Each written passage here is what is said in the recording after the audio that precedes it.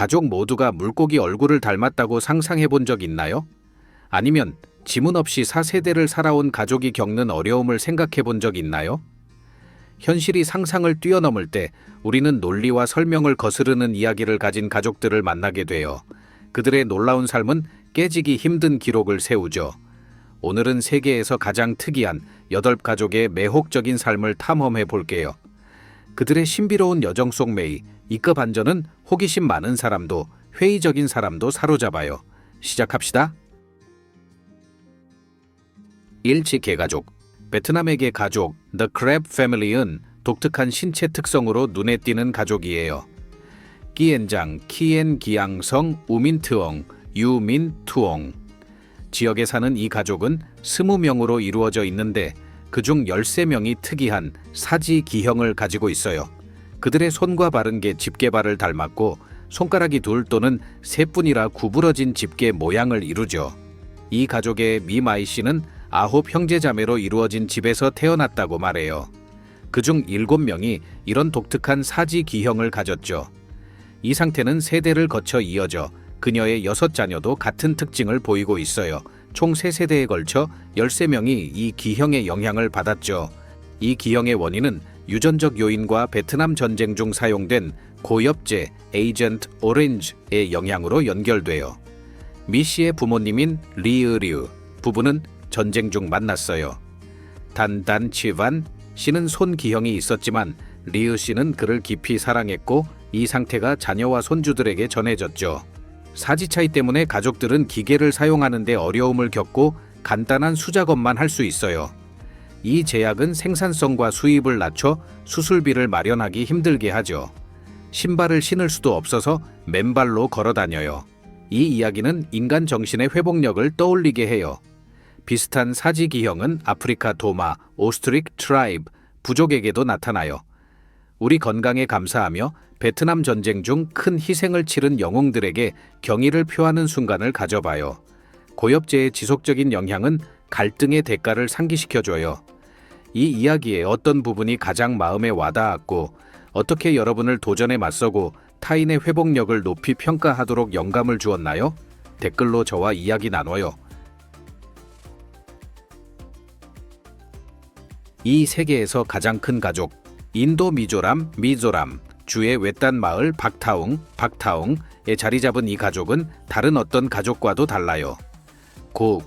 지오나 차나 씨가 이끌던 이 가족은 한때 세계에서 가장 붐비는 가족으로 인정받았죠. 1945년에 태어난 지오나 차나 씨는 기록상 가장 많은 아내를 둔 것으로 유명해요. 2017년까지 그는 39명의 여성과 결혼했고 94명의 자녀를 낳았어요. 그의 대가족은 14세 며느리와 33명의 손주를 포함해 총 200명이 넘었죠. 이 가족은 100개 방이 있는 거대한 4층 저택에 살았어요. 이 엄청난 집은 큰 가족을 수용하도록 특별히 설계됐고 각 아내에게 별도의 침실이 제공됐죠. 한 아내의 말에 따르면 가정의 조화는 독특한 로테이션 시스템으로 유지됐어요. 각 아내가 차례로 지오나 씨와 밤을 보냈죠. 지오나 차나 씨는 가족의 가장일 뿐 아니라 영적 지도자였어요. 그는 차나 파울이라는 고대 기독교 종파를 이끌었고 예언자로 존경받으며 신의 선택받은 자로 여겨졌죠. 이런 높은 평가 덕에 많은 지역 가족이 기꺼이 딸을 그와 결혼시키며 존경받는 혈통에 합류하려 했어요. 이렇게 거대한 가정을 관리하는 도전에도 불구하고 지오나 씨는 모든 자녀와 손주의 이름을 기억하는 것으로 유명했어요.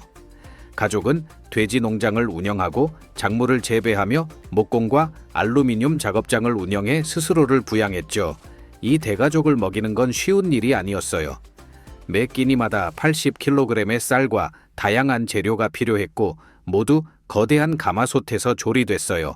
안타깝게도 지오나 차나 씨는 2021년 6월 76살에 서거했어요. 30명이 넘는 아내와 가족을 남겼죠.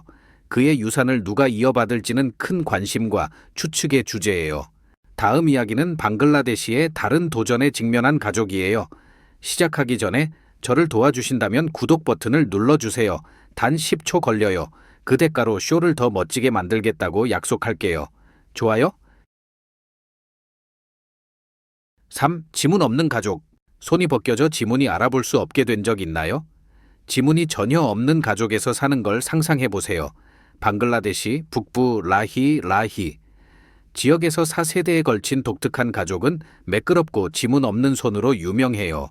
지문이 직장에서 출근 확인부터 스마트폰 잠금 해제까지 필수인 세상에서 이 가족은 독특한 도전에 직면해 있어요.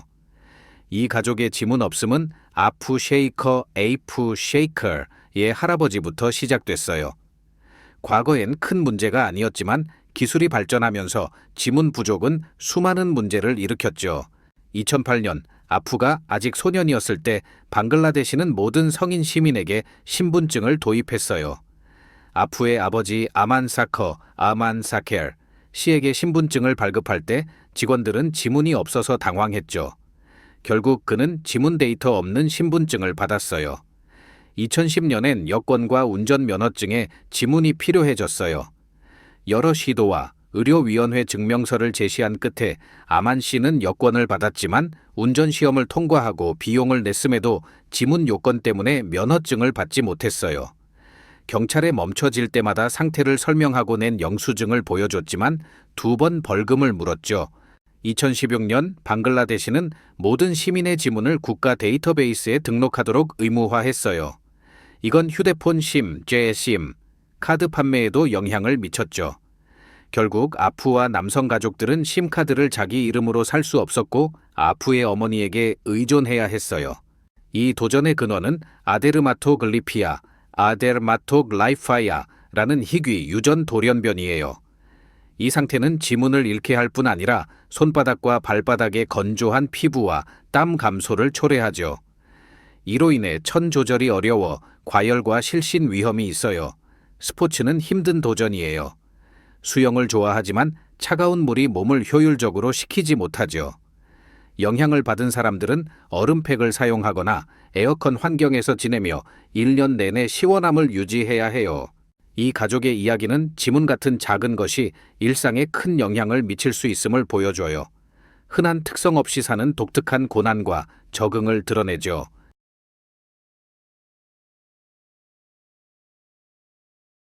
4. 생일을 공유한 두 가족. 다음 이야기는 불가리아의 크리스토퍼 가족이에요. 세 세대가 가까운 유대뿐 아니라 같은 생일을 공유하죠.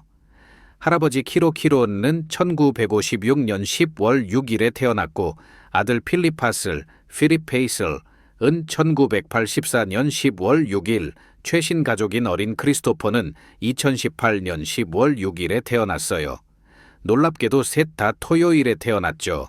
연구에 따르면 이런 우연이 일어날 확률은 4,800만 분의 1이래요. 처음엔 크리스토퍼의 엄마가 10월 1일에 출산할 거라 예상했지만 운명은 10월 6일이라는 마법 같은 날짜를 택했죠. 여기에 더해 크리스토퍼의 이모 타니아도 1983년 10월 6일에 태어났어요. 완벽한 우주적 배열일까요? 이제 싱가포르로 가볼게요. 여기선 온 가족의 생일이 반복되는 숫자 주위로 돌아가요. 이 가족은 1월 1일, 4월 4일, 6월 6일, 9월 9일, 10월 10일에 생일을 축하해요. 형 사멜은 1월 1일에, 누나 종은 9월 9일에 태어났죠. 첫 아들 루시우스는 6월 6일, 둘째 아들 안드레앗는 아빠와 같은 1월 1일에 태어났어요. 주스티누스는 4월 4일, 막내 트룽은 10월 10일에 태어났죠. 이 놀라운 생일 패턴은 사람들을 놀라게 하죠.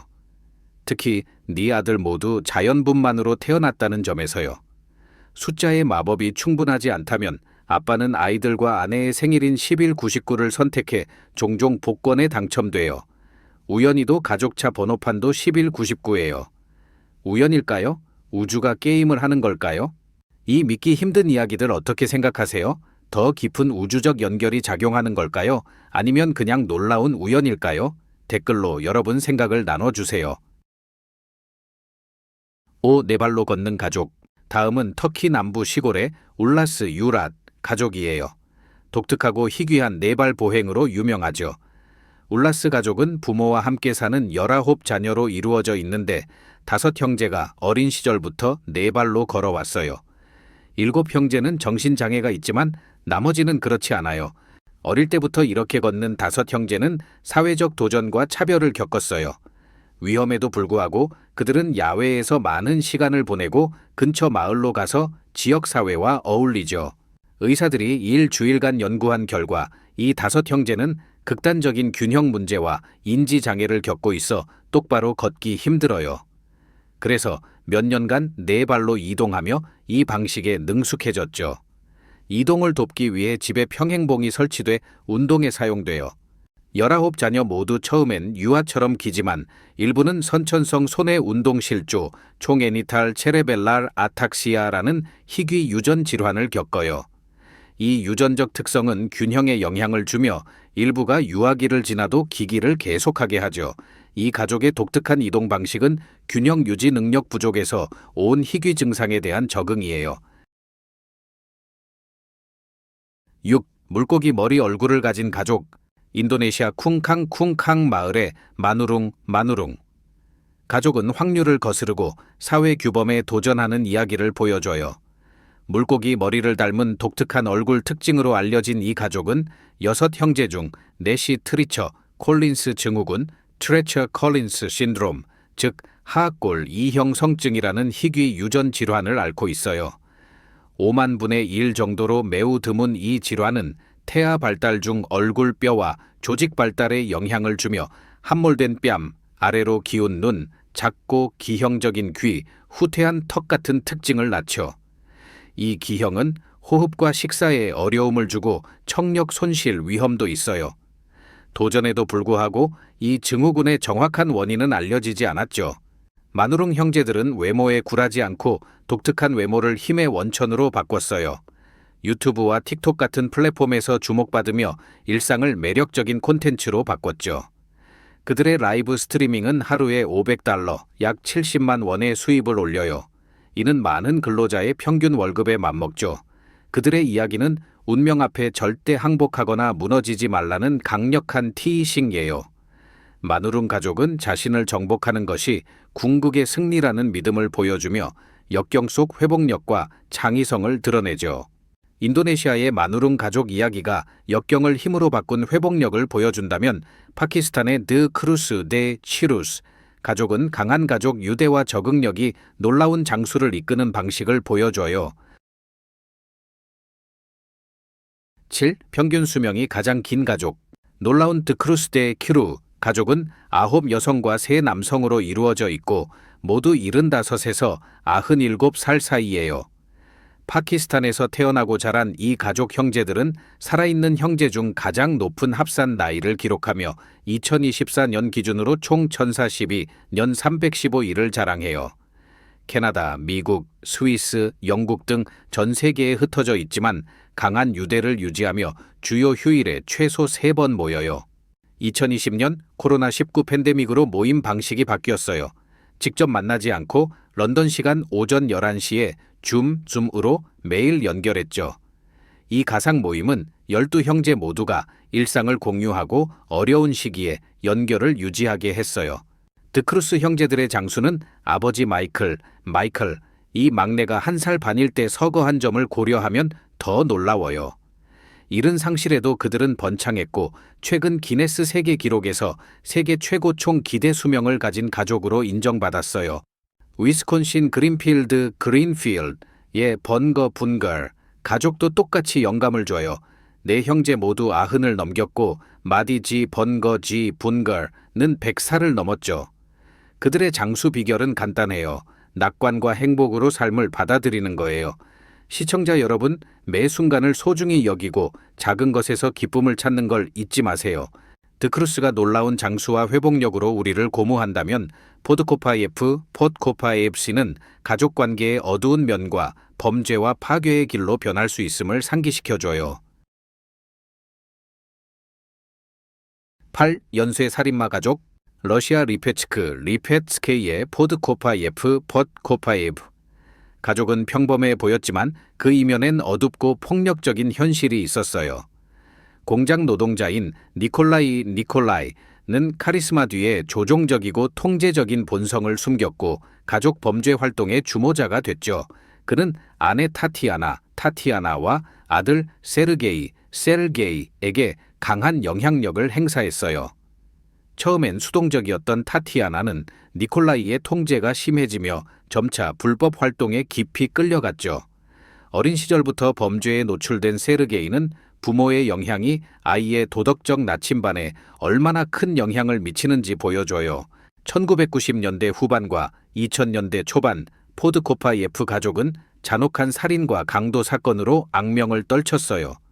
범죄학자를 매혹하고 대중을 공포에 떨게 했죠. 특히 끔찍했던 범죄는 2001년에 리페츠크의 부유한 사업가를 노렸을 때예요. 가족은 그의 집에 침입해 가족을 묻고 몇 시간 동안 고문한 뒤 살해했죠. 이 끔찍한 행위는 지역사회에 충격을 주고 강력한 경찰 수사를 촉발했어요. 그들의 잔혹한 행위가 더 드러나며 가족의 악명이 커졌고 범죄적 타락의 깊이를 보여줬죠. 몇 가지 심리적 요인이 이 가족의 범죄로의 타락에 기여했을 거예요. 니콜라이의 조종적 행동은 공감과 후회 부족으로 특징 지어지는 반사회적 인격장애, 즉 사이코패시를 암시해요. 타티아나와 세르게이는 오랜 폭력 노출로 조건화되고 둔감해졌을 수 있어요. 이 둔감함은 옳고 그름의 감각을 흐리게 해 가족 범죄에 관여하게 했죠. 포드코파예프의 범죄 행각은 2002년 실패한 강도 후 갑작스레 끝났어요. 니콜라이는 체포에 저항하다 총격전에서 사망하며 공포의 통치를 멈췄죠. 타티아나와 세르게이는 체포돼 재판을 받았고 그들의 동기를 이해하려는 대중을 사로잡았어요. 재판은 니콜라이의 주모자 역할을 드러냈지만 타티아나와 세르게이의 상당한 관여도 인정했죠. 포드코파예프 사건은 범죄학자와 심리학에 지속적인 영향을 남겼어요. 가족 역학과 범죄 행동 간 복잡한 상호작용을 강조하죠. 범죄 분석 시 개인 심리적 특성과 가족 영향을 모두 고려해야 함을 보여줘요. 이 섬뜩한 사건은 가족 역학이 범죄 행동을 어떻게 형성할 수 있는지 상기시키며 종합적 분석과 가족 범죄 해결 전략의 중요성을 강조해요. 오늘 영상이 마음에 들었다면 좋아요를 눌러주시고 글로브고 채널 구독도 잊지 말아주세요. 여러분의 응원이 저희에게 큰 힘이 돼요. 지금 화면에 나타나는 영상을 클릭해보세요. 분명 이 콘텐츠도 좋아하실 거예요. 아래 댓글로 다음에 다뤄줬으면 하는 나라를 알려주세요. 시청해주셔서 정말 감사하고 다음 영상에서 만나요.